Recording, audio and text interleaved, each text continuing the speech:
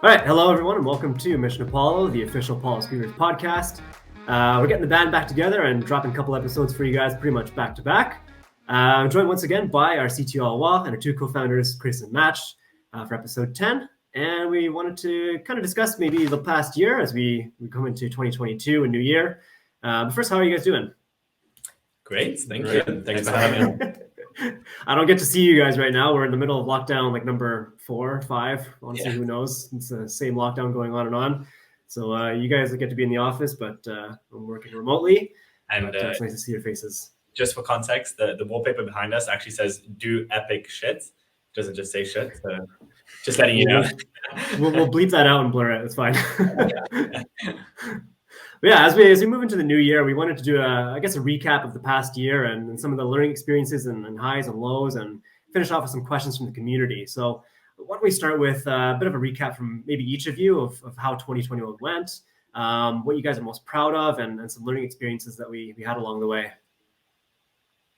Sure, I'll start. We'll go to Elwa first. Yeah, sure. So maybe we start with the low of the year, because there was some. The two for me was the Phantom. There's some problem that happened with it. It's not a secret at this point.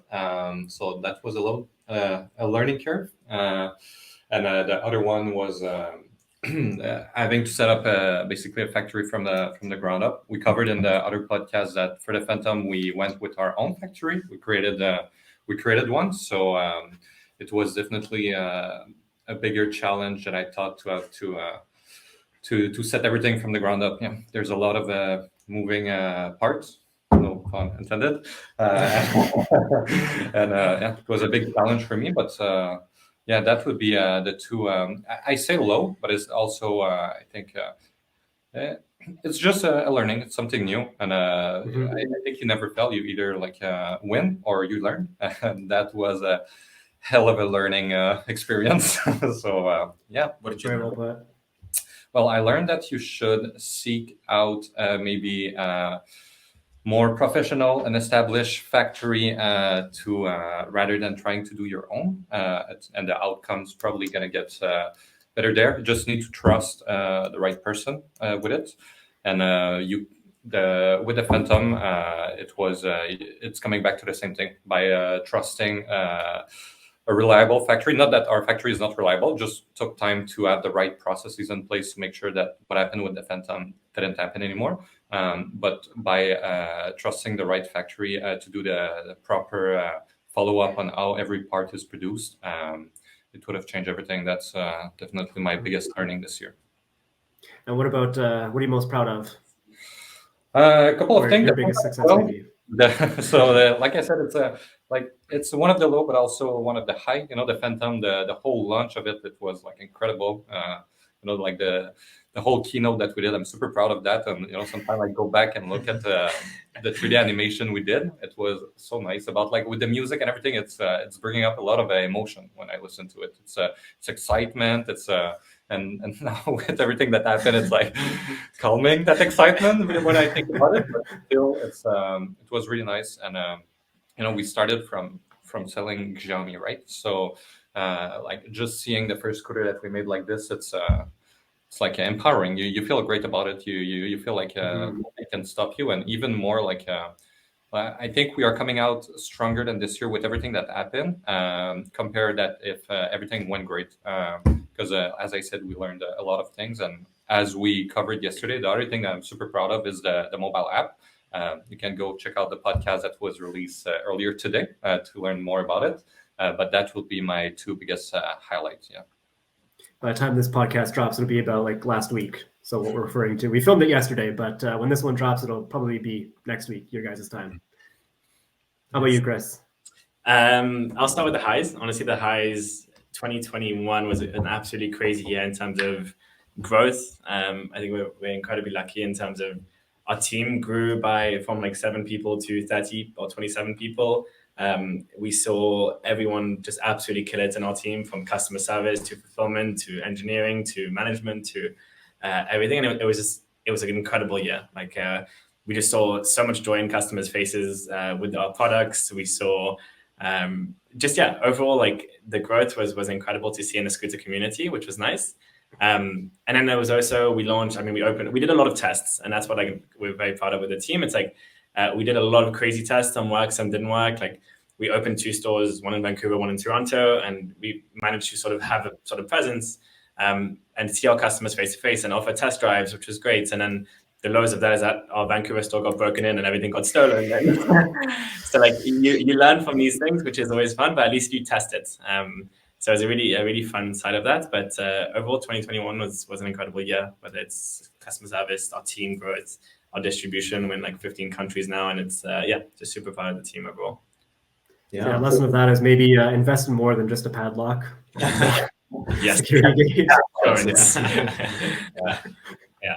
On my end, I would say, I think the guys covered most of the highs and most of the lows. But what I'll add is that I think it's more interesting to judge a company and its people by the failures and how they react to them than by the successes they had. And this year we had a lot of failures and challenges.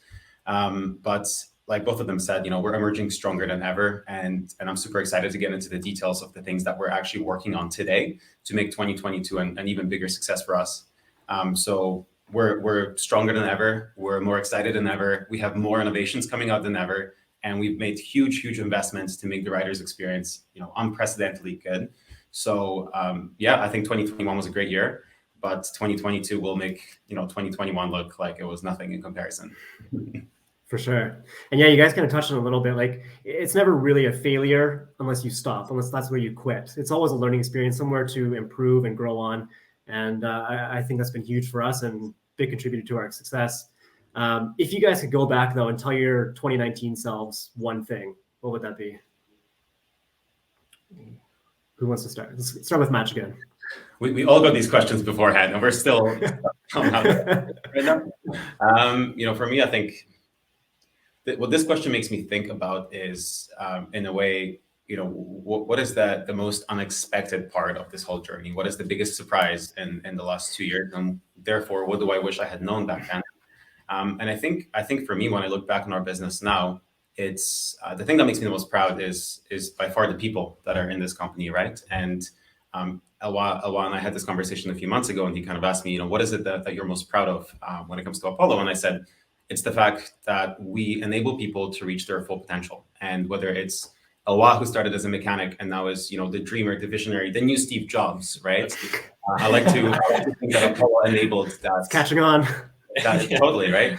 That transformation. And, even you, Sean, you kind of joined us as, a CS representative. And then we kind of discovered that you have this flair for content and you're actually really great in front of a camera.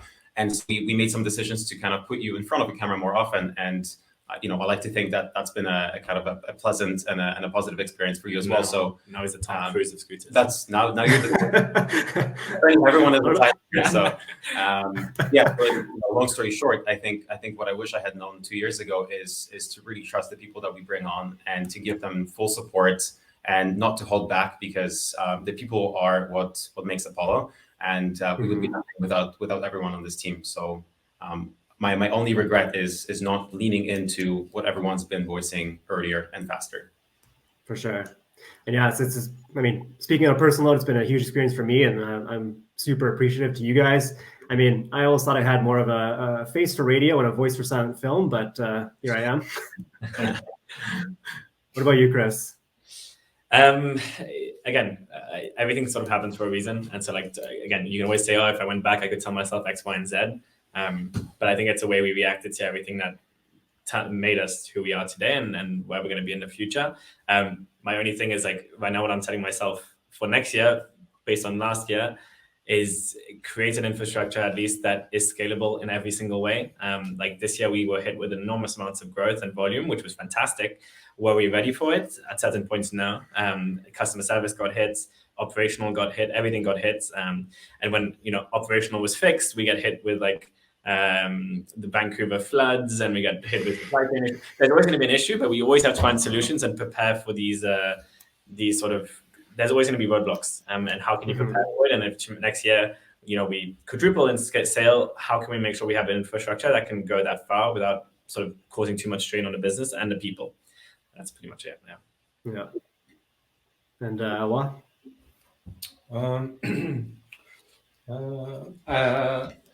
Probably to like if I could go back, first of all, I wouldn't say anything because I would be scared of like the butterfly effect. You know, if you want to make everything, and now everything is perfect. Like from that point of view, as like a workplace, we still need to do a lot of things, but still like.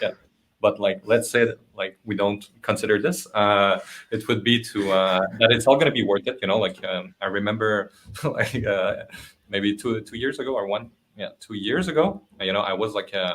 Pretty much at this time of the year, it was like the 27th of December, was in a U-Haul truck fulfilling Mercane, and my coffee was like solid ice, you know, like, I was dying outside, and you know, like you are mad, and you like are wondering if it's really worth it and everything, but yeah, it was worth it. So I would say like it's all gonna be worth it, you know, like so just continue. But that's what we did. So just reassuring myself, I guess. Also to try to appreciate the process as well as like the result. We are always looking at the result, and like from my job, it's even more because you like develop product, or it can be the product can be an app or a piece of hardware. You always develop something new that is visual, and you are always like. Always expecting to receive the next sample, to receive to have a project bring to completion, you know. But when you do it, you realize that the actual fun part is when you grind every day and try to like convince a factory to do it a certain way, or to like push your vision. And that's what is really fun. It's not receiving the actual product. It's fun for the few first hours, but it's really the process more than the result that we need to appreciate. And you know, this year is going to be incredible. 2022, with what's coming. So I'm telling that to my future self, and I'm trying to get it now. Yeah. There you go. Tell something to your future self rather than your past self. It's a good point you brought up, the butterfly effect. It's dangerous to play with time travel.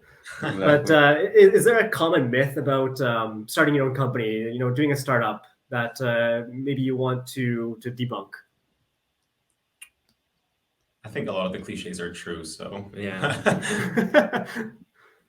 I mean, a common myth is like, again, a lot of the things you see online now is like, oh, start your own business, it'll be easy. Or like, you know, X, Y, and Z, like you should be doing it because there's not much work and you get much more rewards. Like if you're going to start your own business, get ready to suffer. Like all three of us have, in the middle of a work day, a container's arrived and some things happen and we have to go downstairs and unload a whole 40-foot container, which is like 300 scooters. Like there's always fun little things like that come up, and you just always have to have a hell yes attitude and say yes to everything. And just put away your ego. So that's the biggest myth. It's like, it's not all rainbows and butterflies. So get ready to get your hands dirty and always be 100% committed.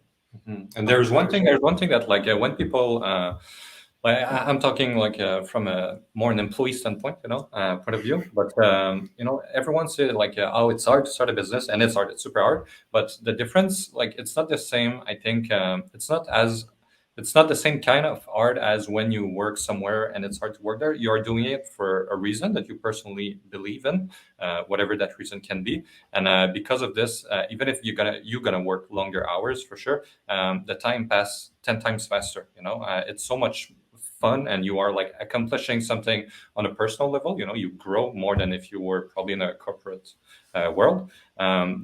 It's art, but it's not the same kind of art. And yeah, the outcome of it, not just money wise, but like on a personal result is greater for the same amount of effort that you would put in a regular work. I will jump in with maybe one more thing, which is, it's not so much that you know, this is a cliche that isn't true or anything, but one thing that isn't talked about as often is kind of the mental health aspect of entrepreneurship. I think a lot of people talk about long hours, they talk about the pressure, but no one really talks about the kind of fatigue you get from just being overwhelmed with responsibility and this sense of like looming, you know, chaos that you can't control.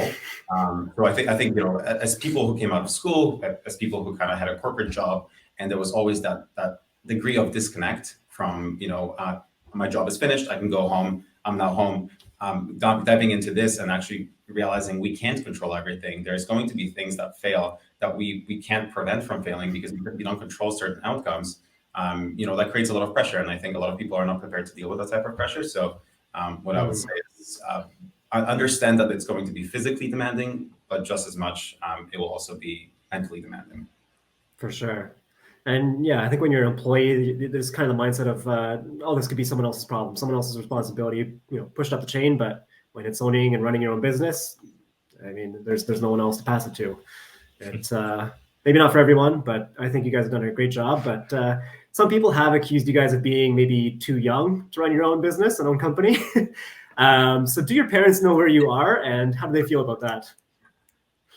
I still remember when I told my dad that I was quitting L'Oreal to start an electric scooter company in Montreal, where 8 months of the year it's snowy, and his first answer was like, "You're absolutely crazy. Like, are you sure? Like, you don't want to spend 10 years in a corporate life, get comfortable and then go and start your own company." But no, I think when you're young, you have nothing to lose. You don't have a family, you don't have kids. You in different situations, but again, you're ready to give something your 100% and give like your heart and soul to it. And I think when you're young, you have a lot more energy. You have, I don't know, you're more creative. You have less, like, you believe in things that you really think you can achieve. And when you're older, that's when you slow down and you prioritize other things. So no, I think the young guys are, again, like we've seen with the Polo, like you see the product innovation I was working with, and like the growth of the team and everything else. I think the young guys have the enthusiasm, maybe not as much experience, but we get that experience from mentors, from, again, just you seek that experience from other people in books and podcasts.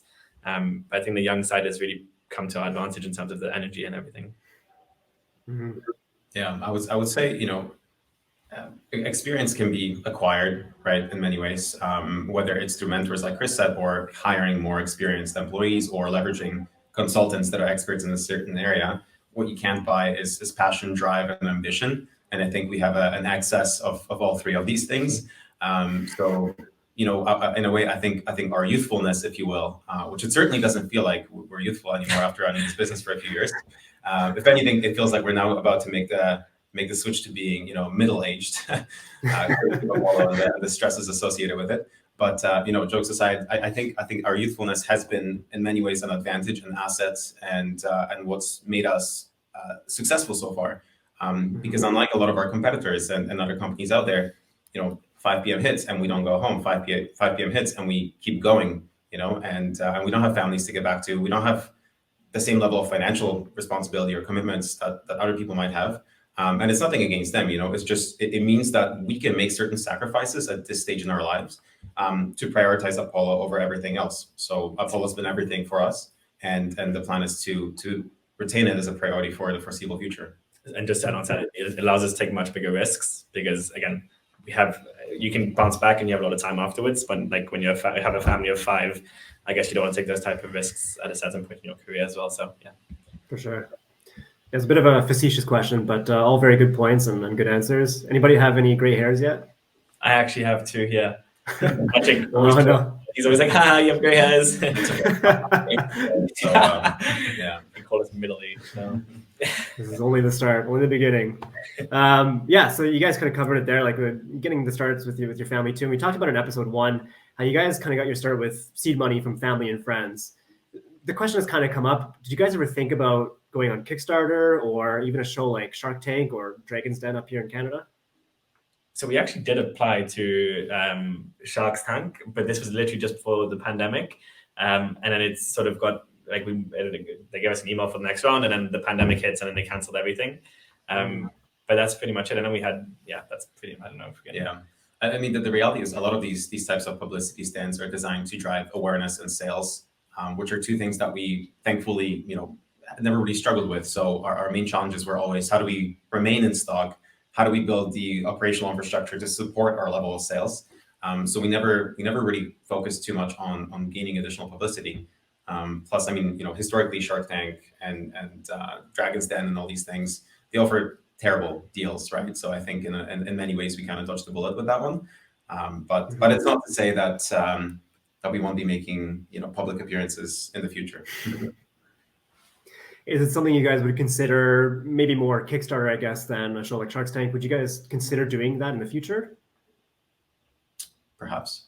I mean, we don't want to get into the innovations too much at this stage yet, but we can say with a fair degree of certainty, I think that one of them will be launching via either Indiegogo or Kickstarter. So stay tuned. All right. And with the last episode that we did, talking with Awa, the official Apollo app, we are officially a tech company. Was this always the plan though? Or is this something you guys kind of came up with on the fly or recently? Yeah, I mean, I can take that one. I think as Elwa can attest, coming up with an app is not something you do spontaneously. It's definitely something that requires a fair degree of investment, financially speaking, but also in terms of time commitment and the plan. If you actually want to reference the previous episode we did together, one of the things we said is we're solving three problems. The first one was hardware. How do we make our scooters reliable? How do we prevent them from falling apart? How do we prevent them from having this many maintenance issues? How do we make our scooters as durable as bicycles are today? The second problem we are solving is how do we integrate software into our hardware to create an even more seamless experience for our riders? And then thirdly, how do we build and develop infrastructure that allows the customer to have an even better experience post-purchase? And we can get into all three, but I believe that we've solved the hardware problem, especially you'll see with the launches that are coming out this year. The work that Elwa has done is it speaks for itself, and we can get into more of the QC part of things as well. But I genuinely believe that hardware will no longer be a limiting factor for Apollo moving forward.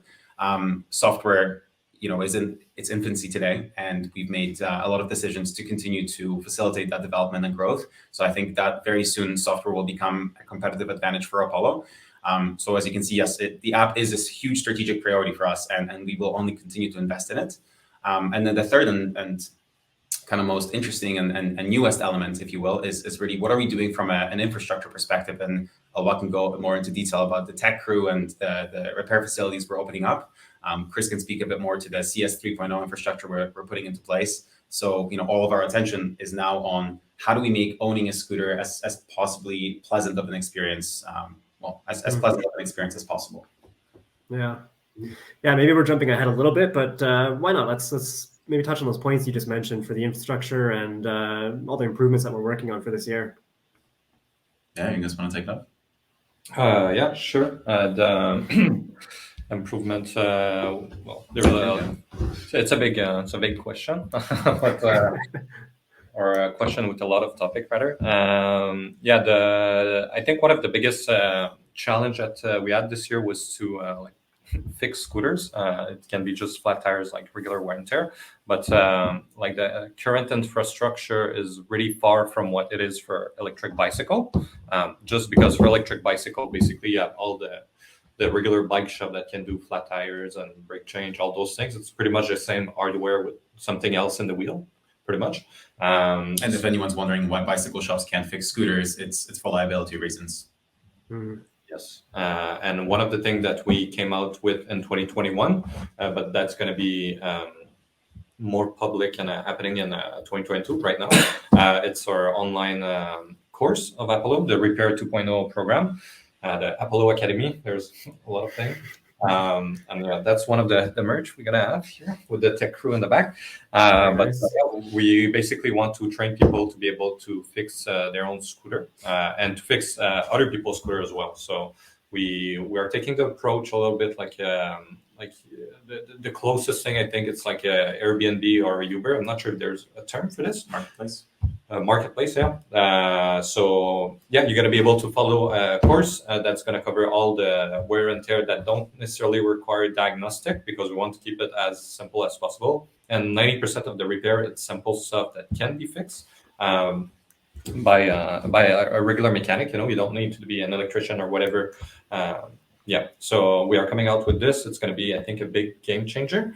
And we are opening a few repair locations in the US as well to be able to service the one that can't be repaired by the community. Something we're coming out that we're really proud of. And for those that listened to the application episode last week, you probably caught a lot talking about how important the app is going to be for diagnoses. So you can see how, with the application, we're better able to diagnose problems. And now with this infrastructure, we're able to more proactively fix these problems as well. So there's a lot of synergies between the moves we're making now. And again, the overarching objective is really to make scooter ownership as pleasant as possible, because we own scooters ourselves. We sell these scooters, we see how unpleasant of an experience it can be every time you get a flat tire. It's a struggle to get it replaced, and most people don't want to fix it themselves. There are no facilities or no locations that can do it for you.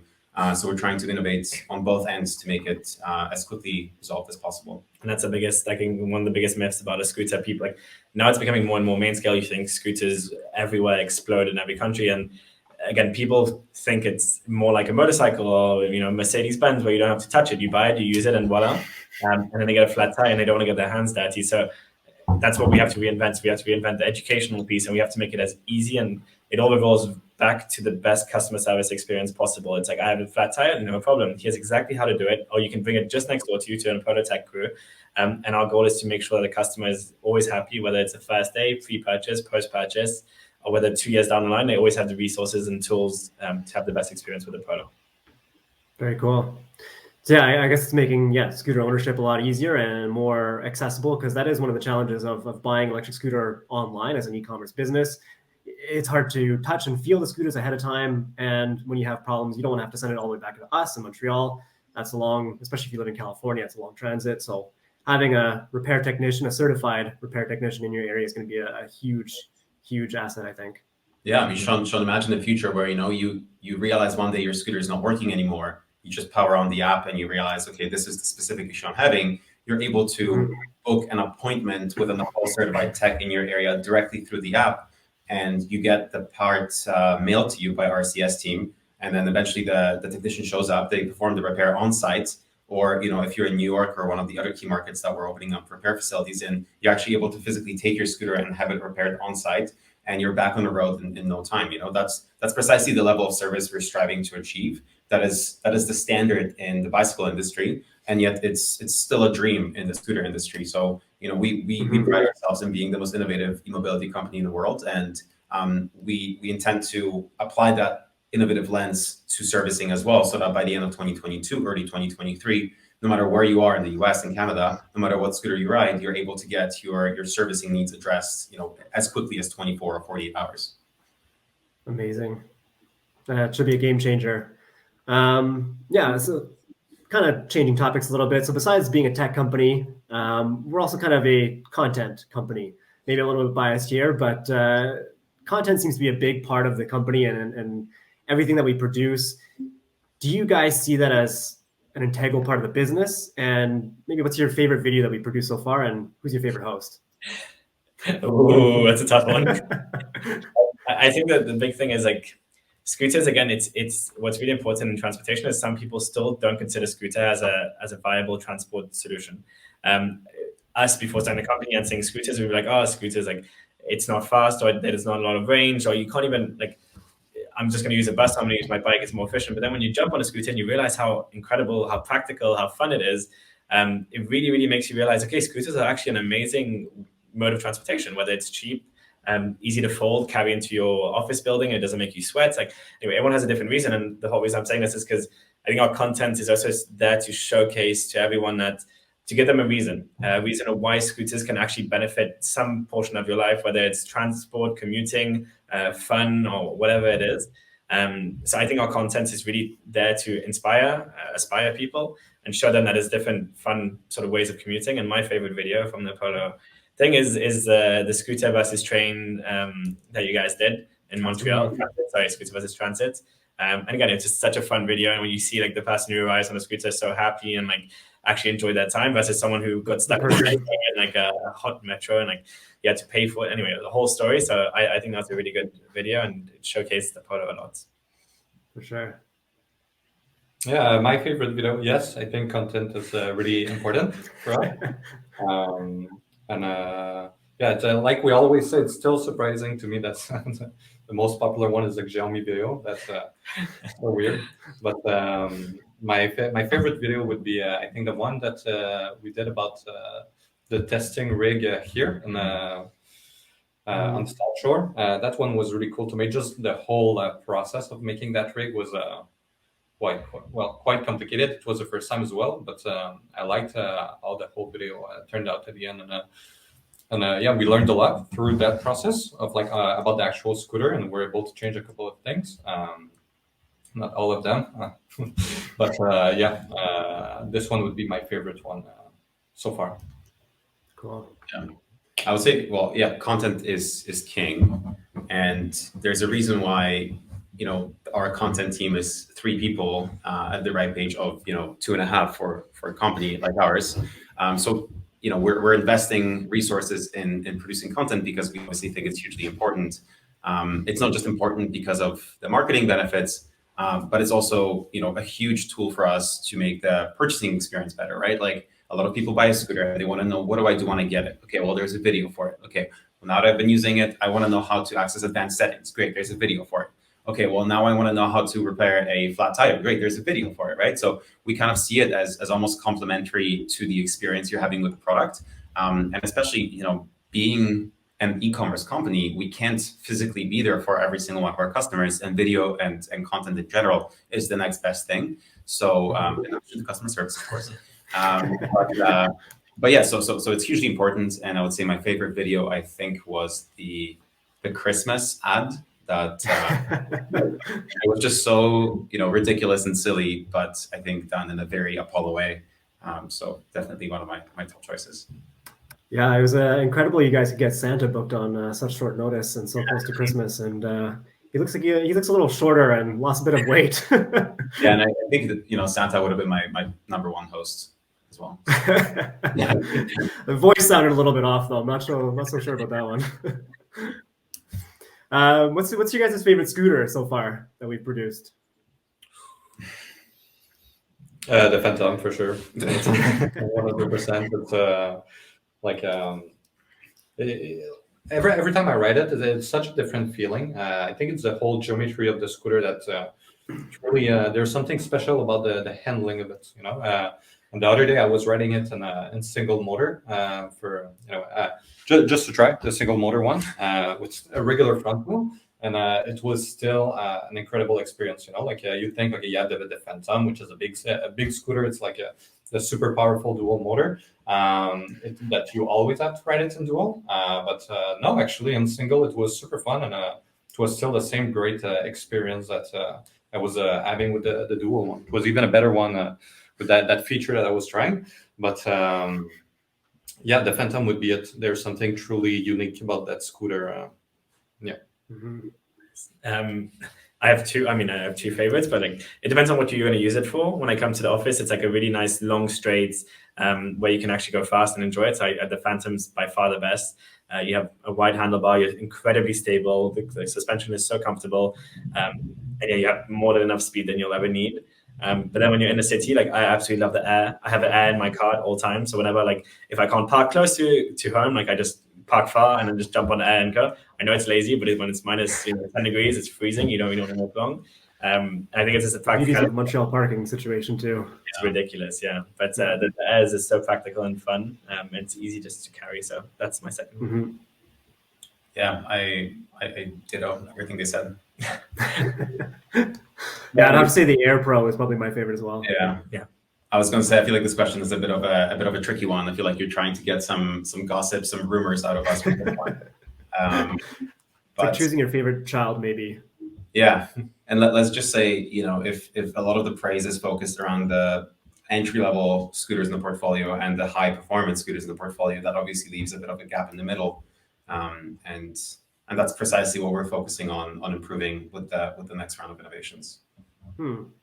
So yeah, let's go into that then. Are we planning on releasing any new models this year? Is it going to be like a brand new model? Or are we going to refresh and update any current models? What can people expect from 2022 in terms of our lineup? It's going to be both. It's going to be a refresh of certain model and some brand new one as well. But every model by the end of next year is going to be changed. That's for sure. And what we are really focusing on next. So right now, what is the situation with the electric scooters and electric bike as well? But even more with electric scooters. All the companies are using the same components off the shelf, and it's basically the challenge of who can match the components the best way together to get the most affordable price on the factory side and the best spec out of it. But it's all the same throttle, it's all the the same battery, the same controller, the same motor. It's really all the same thing.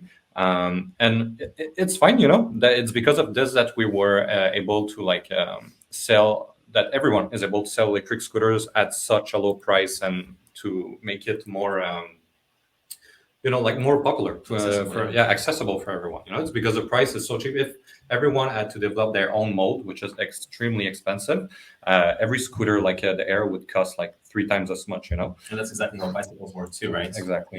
You have a bunch of major suppliers, Shimano, Bosch, and then pretty much custom frames, and that's really the extent of it. You just pick and choose, right? Yeah. Exactly. So the goal for 2022 is really to change the whole lineup for better, and to come up with all our new model that's going to come out will be 100% proprietary. There's nothing off the shelf.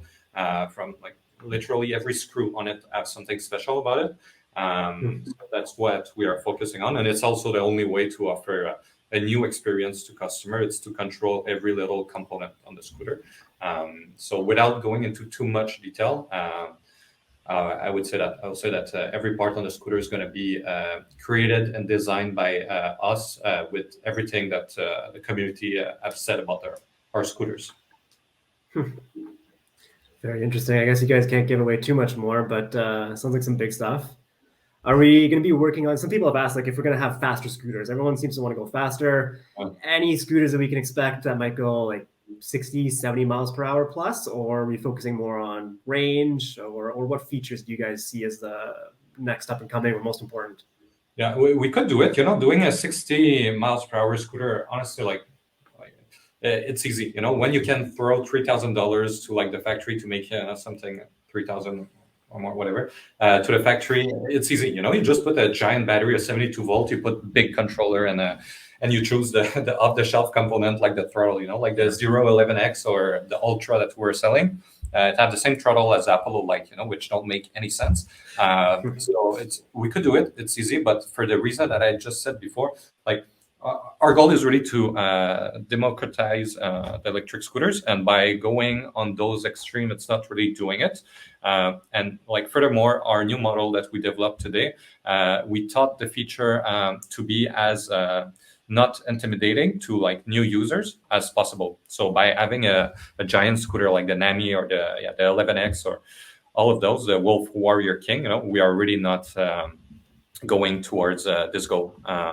But if we do something that go that fast, it won't be a scooter. It's going to be something else, either a moped or a flying something, but it won't be a scooter. And we did it. We had the Ultra. Chris went 95 kilometers per hour on the circuit here. So we can do it. It's possible, but we are just not interested in this. And it's much harder to design something completely new with your mold and everything, and to try to keep it within reasonable price for the customer than just throwing a bunch of money on specs, basically on big batteries and motors. That's the true art. I think generally speaking, if you think about the scooter spectrum, there is some that are really, really cheap and weak, like the GoTrax is the entry level stuff, and they're probably not the most practical for most people. And then you kind of get into the mid range of the equivalent of our City or our Explorer and our Ghost, and the reality is that these 3 scooters are probably good enough for 80% of average end users. And then you kind of get into some, powertrains like the Wolf Warrior or the NAMI Bernie and stuff like that. And again, you kind of see that utility, that usefulness of the product decreasing, or maybe simply is just being, used for different purposes, like joyrides and going off road. But again, I think that the subset of the population that is interested in using electric scooters for off-roading is such a small niche. That's our mission being, how do we make the most innovative products that are accessible to as many people as possible? We're not going to focus on a niche that attracts, a fraction of the population. We're building products that are accessible and interesting and fit the lifestyle of as many people as possible. And like I was saying, the challenge is no longer innovation in the scooter industry. I think is evolving into directions where you have a lot of Chinese manufacturers that are essentially racing to put in as much spec per dollar as possible. And we've seen that trend, happen time and time again. There is, when we started, we did that to Zero. We basically took the same scooters that Zero was selling, and we just made them a little bit more affordable. And now we see Varla and all these other players coming in and taking, again, scooters that just have no name brand cells, battery cells, and they're taking as big of a motor as possible. They're slapping it on, and they're just trying to make it a discount product essentially. And that's fine. Like they obviously want to bring as much power per dollar to the end consumer as possible. We made a conscious decision about 2 years ago to follow a very different path where we're not focusing on spec, we're focusing on benefit. So what's important to us is what is the customer able to do with the product rather than how fast does the product go. So if you think of it in that terms, the question becomes, well, how fast does the product need to go in a given situation? Do you need a dual motor to be able to go up that hill? Are brakes really essential in its disc, in their disc format or drum format, or maybe there's a whole different solution that we haven't tapped into yet. What about, does this scooter even need a display? How often do you actually look at the display when you're riding? Is knowing how fast you're going relevant when you use the product, or is feeling safe and in control more important than that? And is top speed the key metric we should be focusing on, or is it the acceleration? Because if a car pulls out at the last second, you want to be able to swerve with enough power to dodge it, right? So we're really trying to rethink the whole product from the perspective of the customer, and think about not just battery AH and watt hour, not just motor wattage, but really what does the product need to do in order to offer the most seamless experience for the rider. And just to add on a tiny bit there, it's like we also have a responsibility when selling scooters. Like as we grow bigger and bigger and we put more scooters on the street, like liability becomes an issue, and we need to make sure that we're not selling a 100 kilometer an hour scooter to anybody without any prior experience or license. And the more we see it in Europe, for example, the more the regulations are coming in and starting to sort of bar scooters. So we also have to keep that in mind to make sure that our scooters, if you're buying a $2,000 scooter, that it's not going to become illegal in a month, right? It's really important that, again, the customer is safe and we have the best safety and the best product so you can fully enjoy it, basically.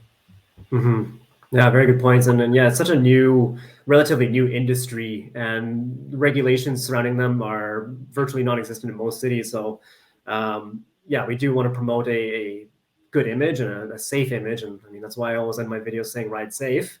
And I see these people asking for faster and faster scooters, and I don't really get it. I've gone like 30 miles per hour and I'm already terrified.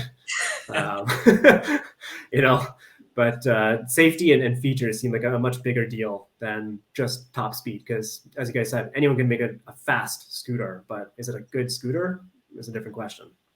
100%.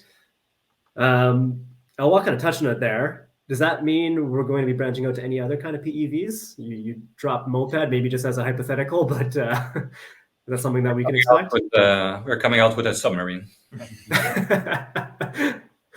not done, but for sure. We are interested in other things. We ordered a lot of things in our containers to test.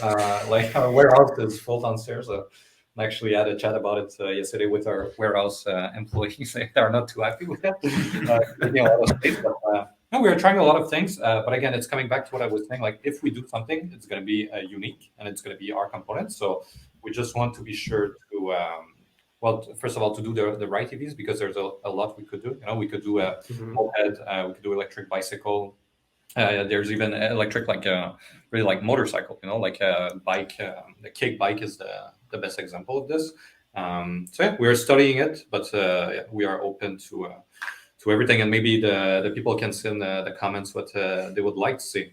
But personally, I would like to do a moped. That would be really cool. I think we could do something pretty special there, and maybe a one wheel, something like that. But we tried to ride one in Vancouver, and it was pretty disastrous. EUC? Yeah, EUC. Yeah, sorry, not the classic one wheel.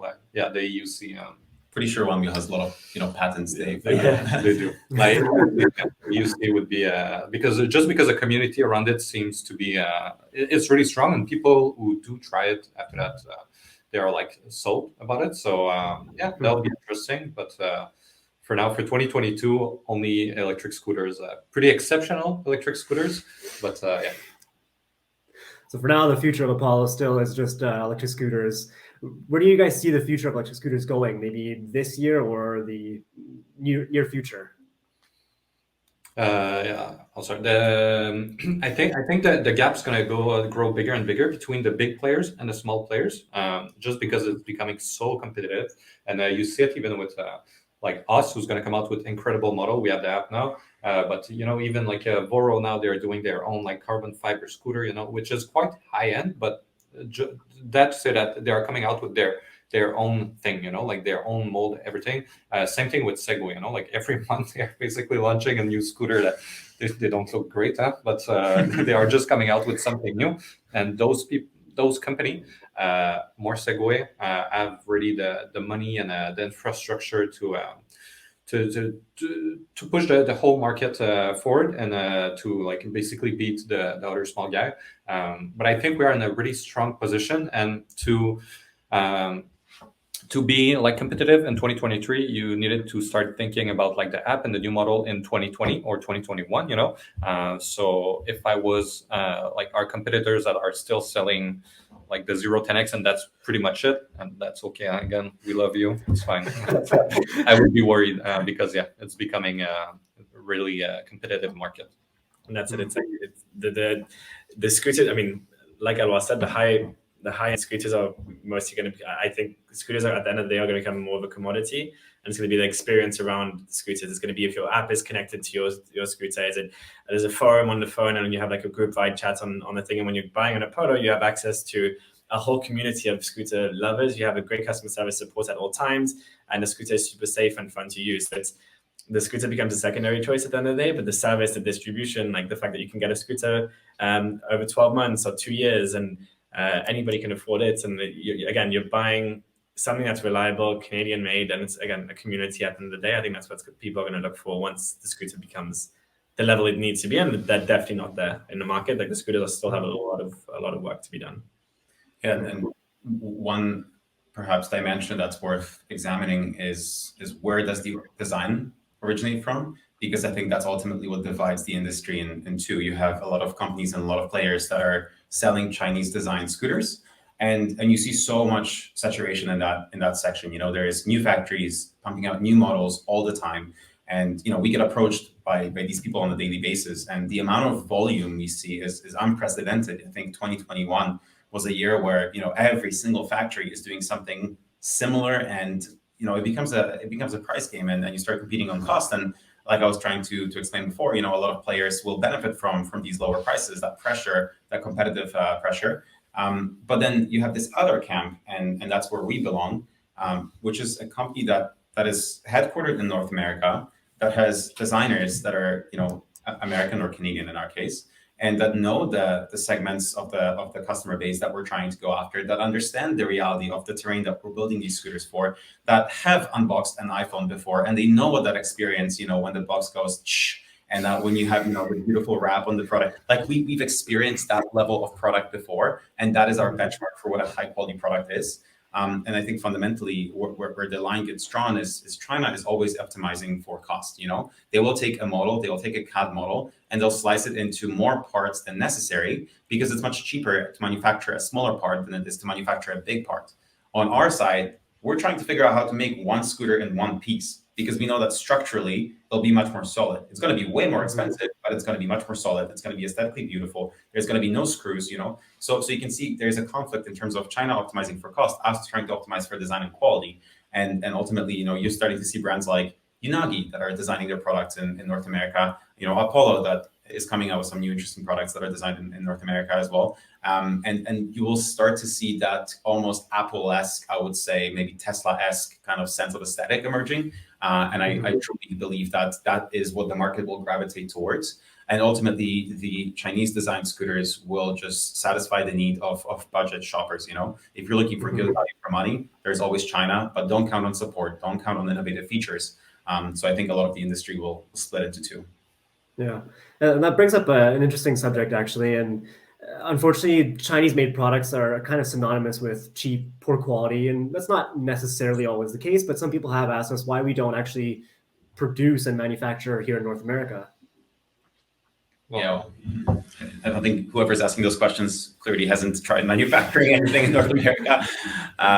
Well, it's something we've considered, obviously. But I think right now, the reason we're staying with Chinese manufacturing is because if you are able to identify the right partners, there's an incredible wealth of experience and knowledge when it comes to manufacturing there. And more importantly, it's one thing to assemble a scooter, but it's a completely different experience building a controller, building a motor, building a battery pack. And in China, we have the luxury of having our controller factory right next to our scooter factory. So the synergies that simply come from being in such close proximity are enormous. The fact that they can turn around designs and prototypes and iterate so fast is something we would never be able to do here, because we would just be constantly waiting for parts to get delivered. So maybe one day, that's a vision we can aspire to. But right now, we've been able to find the right partners that are able to swing the quality question, and they're able to innovate so fast that I think ultimately it would be a disservice to our riders to try and move production.